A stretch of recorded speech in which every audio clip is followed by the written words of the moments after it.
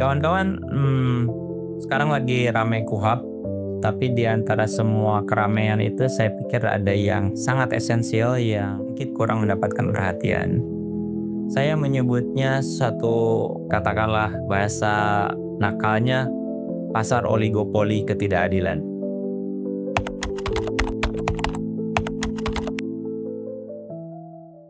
KUHP itu ibarat sebagai sebuah pasar di mana ada layaknya pasar, ada penjual dan ada pembeli. Saya kira hampir sudah rahasia umum kalau penegakan hukum itu ya penuh dengan transaksi jual beli, sogok menyogok, suap menyuap. Dalam KUHP, penjual utama yang paling dominan di pasar ini adalah penyidik dan penuntut umum.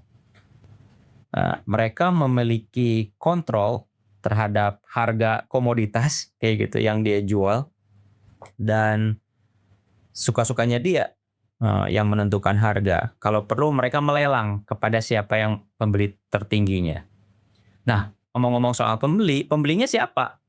Nah, pembelinya adalah dalam konteks penegakan hukum pidana adalah tersangka dan terdakwa. Publik. Tentu hanya yang beruang saja yang bisa membeli dalam pasar ini. Cilaka bagi mereka yang miskin, tidak mampu terlibat dalam pasar penegakan hukum. Tadi kita bicara soal penjual dan pembeli. Lalu ada komoditasnya, apa yang dijual? Yang komoditas yang saya maksud adalah ketentuan-ketentuan, pasal-pasal yang diberikan kewenangan kepada penyidik dan penuntut umum. Seakan terkait pasal penetapan tersangka, pasal yang memberikan kekuasaan untuk melakukan upaya paksa seperti penahanan, penangkapan, penggeledahan, penyitaan, dan juga pasal seperti untuk menghentikan penyidikan atau menghentikan penuntutan. Kita bisa membeli untuk tidak jadi tersangka, kita bisa membeli untuk tidak ditahan, kita bisa membeli untuk tidak dilanjutkan penyidikannya. Ini tentu hal yang ironis. Dalam struktur yang pasar yang oligopoli seperti itu, makanya tidak heran dalam setiap pembahasan rancangan revisi KUHP yang menjadi titik panas, bola panas perdebatan adalah memperebutkan komoditi ini, yaitu kekuasaan yang dimiliki oleh penegak hukum. Dalam hal ini adalah penyelidikan atau penyidikan. Dua institusi bertarung, saling berebut, bermanuver untuk memperebutkan kewenangan ini. Kepolisian menginginkan tetap menjadi penyidik.